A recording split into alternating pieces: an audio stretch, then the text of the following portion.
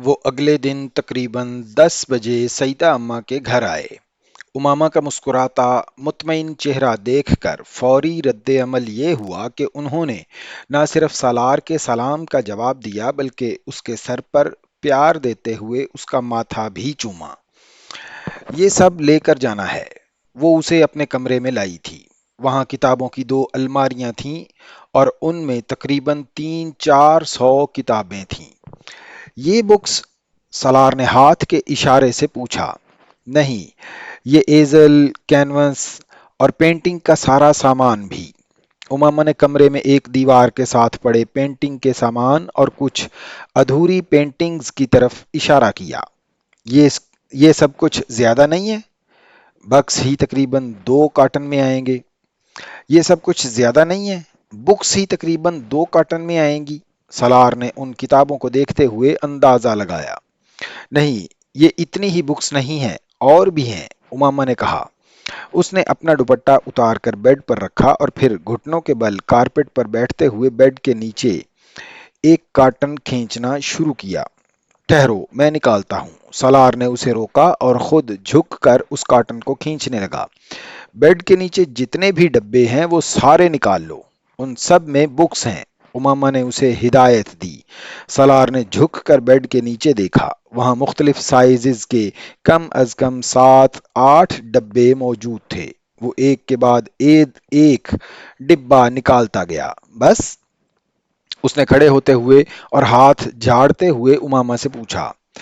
وہ اس کی طرف متوجہ نہیں تھی۔ وہ کمرے میں موجود کپڑوں کی الماری کے اوپر ایک اسٹول پر چڑھ کر کچھ ڈبے اتارنے کی کوشش کر رہی تھی۔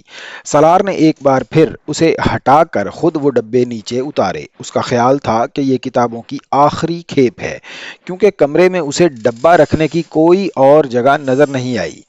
یہ اس کی غلط فہمی تھی۔ وہ اب الماری کو کھولے اس کے اندر موجود ایک خانے سے کتابیں نکال کر بیڈ پر رکھ رہی تھی۔ وہ کم از کم 100 کتابیں تھیں جو اس نے الماری سے نکالی تھیں۔ وہ کھڑا دیکھتا رہا۔ الماری کے بعد بیڈ سائڈ ٹیبلز کی درازوں کی باری تھی۔ ان میں بھی کتابیں تھیں۔ بیڈ سائڈ ٹیبلز کے بعد ڈریسنگ ٹیبل کی درازوں اور خانوں کی باری تھی۔ کمرے میں موجود کپڑے کی جس باسکٹ کو وہ لانڈری باسکٹ سمجھا تھا وہ بھی کتابیں سٹور کرنے کے لیے استعمال ہو رہی تھی۔ وہ کمرے کے وسط میں کھڑا اسے کمرے کی مختلف جگہوں سے کتابیں برآمد کرتے ہوئے دیکھ رہا تھا۔ بیڈ پر موجود کتابوں کا ڈھیر اب شیلف پر لگی کتابوں سے بھی زیادہ ہو چکا تھا، لیکن وہ اب بھی بڑی شد و مد کے ساتھ کمرے کی مختلف جگہوں پر رکھی ہوئی کتابیں نکال رہی تھی۔ اس نے ان کھڑکیوں کے پردے ہٹائے جو صحن میں کھلتی تھیں۔ اس کے بعد سالار نے اسے باری باری ساری کھڑکیاں کھول کر ان میں سے کچھ کتابیں نکالتے ہوئے دیکھا جو پلاسٹک کے شاپرز میں بند تھیں۔ شاید یہ احتیاط کتابوں کو مٹی اور نمی سے بچانے کے لیے کی گئی تھی۔ بس اتنی ہی کتابیں ہیں؟ اس نے بالآخر سالار کو مطلع کیا۔ سالار نے کمرے میں چاروں طرف بکھرے ڈبوں اور ڈبل بیڈ پر پڑی کتابوں کے ڈھیر پر ایک نظر ڈالتے ہوئے تحمل سے پوچھا، کوئی اور سامان بھی ہے؟ ہاں، میرے کچھ اور کینوس اور پینٹنگز بھی ہیں، میں لے کر آتی ہوں۔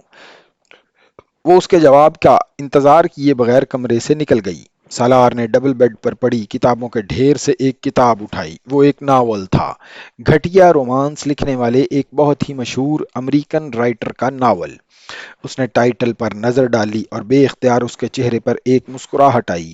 اگر وہ اس ناول کا نام امامہ کے سامنے لیتا تو وہ سرخ ہو جاتی۔ اس نے ناول کھولا۔ کتاب کے اندر پہلے ہی صفحے پر امامہ نے اپنا نام لکھا تھا، جس تاریخ کو وہ کتاب خریدی گئی وہ تاریخ، جس جگہ سے خریدی گئی وہ جگہ، جس تاریخ کو کتاب پڑھنا شروع کیا اور جس تاریخ کو کتاب ختم کی۔ وہ حیران ہوا۔ اس طرح کے ناول کو وہ فضول سمجھتا تھا۔ وہ شاید یہ کبھی پسند نہ کرتا کہ اس رائٹر کے کسی ناول کو کوئی اس کے ہاتھ میں دیکھے، مگر اس نے اس ناول پر اتنی سنجیدگی سے اپنا نام اور ڈیٹس لکھی ہوئی تھیں جیسے وہ بے حد اہم کتاب ہو۔ اس نے ناول کے چند اور صفحے پلٹے اور پھر کچھ بے یقینی کے عالم میں پلٹتا ہی چلا گیا۔ ناول کے اندر جگہ جگہ رنگین مارکرز کے ساتھ مختلف لائنز ہائی لائٹ کی گئی تھیں۔ بعض لائنز کے سامنے سٹار اور بعض کے سامنے ڈبل سٹار بنائے گئے تھے۔ وہ بے اختیار ایک گہرا سا سانس لے کر رہ گیا۔ उन लाइंस में बेहुदा रोमांस, बेहद प्ले टून्स, सोपी बातें, जुबानी डायलॉग्स थे। वो उन पर स्टार बने हुए थे और वो निशान ज़दा थे। सलार ने वो नावल रखते हुए दूसरा नावल उठाया, फिर तीसरा, फिर चौथा, फिर पांचवा, छठा, सातवां। वो सब के सब रोमांटिक थे, एक ही तरह के रोमांटिक नॉवेल्स, और वो सब भी उसी तरह हाईलाइटेड थे। वो जिंदगी में पहली बार रोमांटिक, और वो भी मिल्स एंड बोन्स और बार्बर अकॉर्टलैंड की टाइप के रोमांस के इतने संजीदाकारी से मिल रहा था। और किताबों के उस ढेर को देखते हुए उस पर ये इंकशाफ भी हुआ कि वो किताबें नहीं पढ़ती थी, बल्कि सिर्फ यही नॉवेल्स पढ़ती थी। कमरे में मौजूद उन 1,500-2,000 किताबों में से उसे सिर्फ चंद पेंटिंग्स, करकरी और शायरी की किताबें नजर आई थीं। बाकी सब इंग्लिश नॉवेल्स थे, और ये लेकर जानी है। एक नावल देखते हुए वो उमामा की आवाज पर बे इख्तियार चौंका। वो कमरे में 2-3 चक्करों के दौरान कुछ मुकम्मल और कुछ अधूरी पेंटिंग्स का एक छोटा सा ढेर भी बना चुकी थी। सालार इस दौरान उन किताबों के जायजे में मसरूफ रहा। उसने हाथ में पकड़ा हुआ नावल वापस किताबों के उस ढेर पर रख दिया जो बेड पर पड़ा था। कारपेट पर पड़ी उन पेंटिंग्स पर नजर डालते हुए सालार को एहसास हुआ कि सईदा अम्मा के घर में जा बजा लगी हुई पेंटिंग्स भी उसी के हाथ की बनी हुई हैं, और यकीनन उन पेंटिंग्स के किसी दीवार पर लटकाना होने का सबब मजीद लटका ना होने का सबब मजीद खाली जगह का दस्तयाब ना होना था। बेटा, ये सारा काठ कबाड़ क्यों इकट्ठा कर लिया? ये लेकर जाओगी साथ? सईदा अम्मा कमरे में आते ही कमरे की हालत देखकर चौंकी। अम्मा, ये जरूरी चीजें हैं मेरी। उमामा सलार के सामने उस सामान को काठ कबाड़ करार दिए जाने पर कुछ जज्बज हुई। क्या जरूरी है इनमें? ये किताबें तो रद्दी में दे देती, इतना ढेर लगा लिया है। और तस्वीरें वही रहने देती जहां पड़ी थीं। छोटा सा कमरा है तुम लोगों का, वहां कहाँ पूरा आएगा ये सब कुछ? सईदा अम्मा किताबों के उस ढेर को देखकर मुतवहश हो रही थीं। यकीनन उन्होंने भी उमामा की सारी किताबों को पहली बार इकट्ठा देखा था, और ये उनके लिए कोई खुशगवार नज़ारा नहीं था। नहीं, आ जाएगा पूरा ये सब कुछ। 3 बेडरूम्स हैं, उनमें से एक को इस्तेमाल करेंगे ये सामान रखने के लिए, लेकिन दूसरी चीज़ों को यहीं रखना पड़ेगा। कंबल, रग्स, कुशन्स वगैरह को। वो 1 सेकंड में तैयार हो गई थी। लेकिन बेटा, ये सारा सामान तो काम का है, घर सजाना, इससे ये किताबों के ढेर और तस्वीरों का क्या करोगी तुम? सईदा अम्मा अब भी मोतरिज थीं। कोई बात नहीं, इनकी किताबें ज़रूरी हैं। अभी कुछ और कार्टन या शॉपर्स हैं जिन्हें पैक करना है। सलार ने अपने स्वेटर की आस्तीनों को मोड़ते हुए आखिरी जुमला उमामा से कहा। 3 बजे के करीब वो सारा सामान सालार के घर पर गेस्ट रूम में बिखरा हुआ था। फुरकान ने उस दिन भी उन्हें अफ्तारी के लिए अपनी तरफ मदऊ किया हुआ था, लेकिन सालार ने माजरत कर ली। फिलहाल इस सामान को ठिकाने लगाना ज्यादा अहम था। एक स्टोर में सालार ने कुछ अरसा पहले एल्युमिनियम और शीशे के रैक्स वाली कुछ अलमारियां देखी थीं। ये इत्तेफाक ही था कि वहां लगाया हुआ चक्कर बेकार नहीं गया। 6 फुट ऊंची और 3 फीट चौड़ी एक ही तरह की 3 अलमारियों ने गेस्ट रूम की एक पूरी दीवार को कवर करके यकदम उसे स्टडी रूम की शक्ल दे दी थी। लेकिन उमामा की खुशी की कोई इंतहा नहीं थी। उन 3 अलमारियों में उसकी तकरीबन सारी किताबें समा गई थीं। उन किताबों को इतने सालों में पहली बार कोई ढंग की जगह नसीब हुई थी। उसके एजल और रैक्स लॉन्ड्री की दीवार पर बनी रैक्स पर समेटे गए थे। वो जहेज के सामान में बर्तनों और बेडशीट्स के अलावा और कुछ नहीं लाई थी। तब उसे अंदाजा नहीं था कि उसकी किस्मत में इस सामान में से सिर्फ उन ही 2 चीजों का इस्तेमाल लिखा था। सालार का किचन एरिया अब पहली बार एक आबाद जगह का नजारा पेश कर रहा था। बर्तनों के लिए बने रैक्स के शीशों से नजर आती नई क्रॉकरी और काउंटर की स्लैब पर किचन के इस्तेमाल की छोटी मोटी नई चीजों ने किचन की शक्ल को बिल्कुल बदल कर रख दिया था। وہ لوگ رات کے 10 بجے جب فارغ ہوئے تو اپارٹمنٹ میں آنے والا نیا سامان سمیٹا جا چکا تھا۔ ان کے لیے فرقان کے گھر سے کھانا آیا تھا، لیکن اس رات امامہ نے اسے بڑے اہتمام کے ساتھ نئی کراکری میں سرو کیا تھا۔ اچھا لگ رہا ہے نا ایسے؟ امامہ نے چمکتی آنکھوں کے ساتھ اس سے پوچھا۔ سالار نے اپنے سامنے موجود نئی برانڈڈ پلیٹ اور اس کے اطراف میں لگی چمکتی ہوئی کٹلری کو دیکھا اور پھر کانٹا اٹھا کر اسے بغور دیکھتے ہوئے بے حد سنجیدگی سے کہا، ہاں، ایسا لگ رہا ہے جیسے ہم کسی ریسٹورنٹ کی اوپننگ والے دن سب سے پہلے اور اکلوتے کسٹمر ہیں۔ لیکن مسئلہ یہ ہے امامہ کہ یہ کراکری اور کٹلری اتنی نئی ہے کہ اس میں کھانا کھانے کو دل نہیں چاہ رہا۔ میں پرانے برتنوں میں نہیں کھا سکتا۔ امامہ کا موڈ بری طرح آف ہوا۔ کم از کم یہ وہ جملہ نہیں تھا جو وہ اس موقع پر اس سے سننا چاہتی تھی، لیکن یہ بہت خوبصورت ہے۔ سرار نے فوراً اپنی غلطی کی تصحیح کی تھی۔ اسے اندازہ ہو گیا تھا کہ فی الحال وہ مذاق کو سراہنے کے موڈ میں نہیں تھی۔ امامہ کے تاثرات میں کوئی تبدیلی نہیں آئی۔ اپنی پلیٹ میں چاول نکالتے ہوئے سالار نے کہا، کھانے کے بعد کہیں کافی پینے چلیں گے؟ اس بار اس کے چہرے پر کچھ نرمی آئی۔ کچن کا سامان لینا ہے، اس نے فوراً کہا۔ وہ چاول کا چمچ منہ میں ڈالتے ڈالتے رک گیا۔ ابھی بھی کوئی سامان لینا باقی ہے؟ وہ حیران ہوا۔ گروسری چاہیے؟ کیسی گروسری؟ کچن میں سب کچھ تو ہے، آٹا، چاول، دالیں، مسالے۔ کیا ہے؟ کچھ بھی نہیں، امامہ نے جواباً پوچھا۔ ان کو میں نے کیا کرنا ہے؟ میں نے کبھی کھانا نہیں پکایا، سالار نے کندھے اچکا کر لاپرواہی سے کہا۔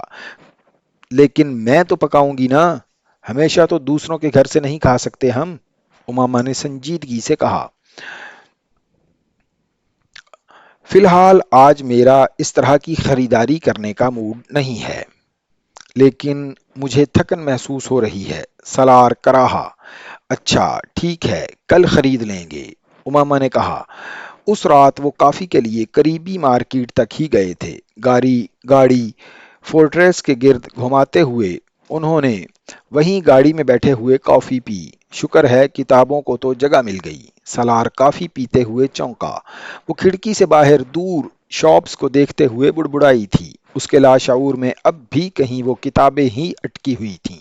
وہ کتابیں نہیں ہیں، سالار نے سنجیدگی سے کہا۔ کافی کا گھونٹ بھرتے ہوئے اس نے چونک کر سالار کو دیکھا۔ 95% ناولز ہیں، وہ بھی چیپ رومانس۔ 5-10 میں سمجھ سکتا ہوں، چلو اتنے سالوں میں 100-200 بھی ہو سکتے ہیں، لیکن 1500-2000 اس طرح کے ناولز! تمہارا کتنا اسٹیمنا ہے اس طرح کے ربش پڑھنے کے لیے؟ اور تم نے باقاعدہ مارک کر کے پڑھا ہے ان ناولز کو؟ میرا خیال ہے پاکستان میں چیپ رومانس کی سب سے بڑی کلیکشن اس وقت میرے گھر پر ہے۔ وہ خاموش رہی، کافی پیتے کھڑکی سے باہر دیکھتی رہی۔ سالار کچھ دیر اس کی طرف سے کسی رد عمل کا انتظار کرتا رہا، پھر پھر اس کی لمبی خاموشی پر اسے خدشہ ہوا کہ کہیں وہ برا نہ مان گئی ہو۔ اپنا بایاں بازو اس کے کندھوں پر پھیلاتے ہوئے اس نے جیسے خاموش معذرت پیش کی۔ ٹھیک ہے، چیپ رومانس ہے، لیکن اچھا لگتا ہے مجھے یہ سب کچھ۔ وہ کھڑکی سے باہر دیکھتے ہوئے کچھ دیر بعد بولی، وہاں لوگ ہمیشہ مل جاتے ہیں، کوئی کسی سے بچھڑتا نہیں ہے، میرے لیے ونڈر لینڈ ہے یہ۔ وہ کھڑکی سے باہر دیکھتے ہوئے جیسے کہیں اور پہنچی ہوئی تھی۔ وہ خاموشی سے اس کا چہرہ دیکھتا اور اسے سنتا رہا۔ جب اپنی زندگی میں کچھ بھی اچھا نہ ہو رہا ہو تو کسی ایسی دنیا میں جانا اچھا لگتا ہے جہاں سب کچھ پرفیکٹ ہو، وہاں وہ کچھ ہو رہا ہو جو آپ چاہتے ہیں، وہ مل رہا ہو جو آپ سوچتے ہیں۔ جھوٹ ہے یہ سب کچھ، لیکن کوئی بات نہیں، اس سے میری زندگی کی کڑواہٹ تھوڑی کم ہوتی تھی۔ جب میں جاب نہیں کرتی تھی تب زیادہ پڑھتی تھی ناولز، کبھی کبھار سارا دن اور ساری رات۔ جب میں یہ ناولز پڑھتی تھی تو مجھے کوئی بھی یاد نہیں آتا تھا، امی ابو، بہن بھائی، بھتیجے بھتیجیاں، بھانجے بھانجیاں، کوئی نہیں۔ ورنہ بہت مشکل تھا سارا دن یا رات کو سونے سے پہلے اپنی فیملی کے علاوہ کسی اور چیز کے بارے میں سوچنا، اپنی زندگی کے علاوہ کسی اور کے بارے میں پریشان ہونا۔ میں خوفناک خواب دیکھتی تھی اور پھر میں نے ان ناولز کے ذریعے خوابوں کی ایک دنیا بسا لی۔ میں ناول کھولتی تھی اور یکدم زندگی بدل جاتی تھی۔ میری فیملی ہوتی تھی ان میں ہوتی تھی، جلال ہوتا تھا۔ سالار کافی کا گھونٹ نہیں لے سکا۔ اس کے لبوں پر اس وقت اس شخص کا نام سن کر کتنی اذیت ہوئی تھی اسے۔ نہیں، اذیت بہت چھوٹا سا لفظ ہے۔ ایسی تکلیف انسان کو شاید مرتے وقت ہوتی ہوگی۔ ہاں، اگر یہ ناولز اس کی کامل دنیا، اس کا ونڈرلینڈ اس کا ونڈرلینڈ تھے تو اس میں جلال عنصر ہی ہوتا ہوگا۔ سالار سکندر نہیں ہو سکتا۔ وہ اس کے ساتھ مذہباً اور قانوناً ایک رشتے میں بندھی تھی۔ دل کے رشتے میں کہاں بندھی تھی؟ دل کے رشتے میں تو شاید ابھی تک۔ اور وہ تو ماضی تھا جہاں جلال عنصر کے سوا کوئی دوسرا نہیں تھا۔ اس کا چہرہ دیکھتے ہوئے وہ رنجیدگی سے سوچ رہا تھا۔ اماما کو بولتے ہوئے شاید احساس بھی نہیں ہوا تھا کہ اس نے جلال کا نام لیا اور کس پیرائے میں لیا۔ احساس ہوتا تو وہ ضرور اٹکتی یا کم از کم ایک بار سالار کا چہرہ ضرور دیکھ لیتی۔ وہ ابھی بھی کھڑکی سے باہر دیکھ رہی تھی، ابھی بھی کہیں اور تھی، ابھی بھی کسی کا صبر آزما رہی تھی۔ اچھا لگتا تھا مجھے اس دنیا میں رہنا۔ وہاں امید تھی، روشنی تھی، انتظار تھا، لیکن لا حاصل نہیں۔ تکلیف تھی مگر ابدی نہیں۔ آنسو تھے مگر کوئی پونچھ دیتا تھا۔ اور واحد کتابیں تھیں جن میں امامہ ہاشم ہوتی تھی، آمنہ نہیں۔ ہر بار ان کتابوں پر اپنا نام لکھتے ہوئے میں جیسے خود کو یاد دلاتی تھی کہ میں کون ہوں۔ دوبارہ کتاب کھولنے پر جیسے کتاب مجھے بتاتی تھی کہ میں کون ہوں۔ وہ مجھے میرے پرانے نام سے بلاتی تھی، اس نام سے جس سے اتنے سالوں میں مجھے کوئی اور نہیں بلاتا تھا۔ تاریکی میں بعض دفعہ اتنی روشنی بھی ہوتی ہے جس سے انسان بے شک اپنے آپ کو نہ دیکھ پائے لیکن اپنا وجود محسوس کرنے کے تو قابل ہو جائے۔ اس کی آواز اب بھیگنے لگی تھی۔ وہ خاموش ہو گئی۔ دونوں کے ہاتھوں میں پکڑے کپوں میں کافی ٹھنڈی ہو گئی تھی اور وہ اسے اب پینا بھی نہیں چاہتے تھے۔ وہ اب ڈیش بورڈ پر پڑے ٹشو باکس سے ٹشو پیپر نکال کر اپنی آنکھیں خشک کر رہی تھی۔ سالار نے کچھ کہے بغیر اس کے ہاتھ سے کافی کا کپ لے لیا۔ ایک ڈمپسٹر میں دونوں کپ پھینکنے کے بعد وہ دوبارہ گاڑی میں آ کر بیٹھا اور گاڑی سٹارٹ کرتے ہوئے اس نے امامہ سے پوچھا، اور کافی چاہیے تمہیں؟ نہیں۔ واپسی کا راستہ غیر معمولی خاموشی میں طے ہوا تھا۔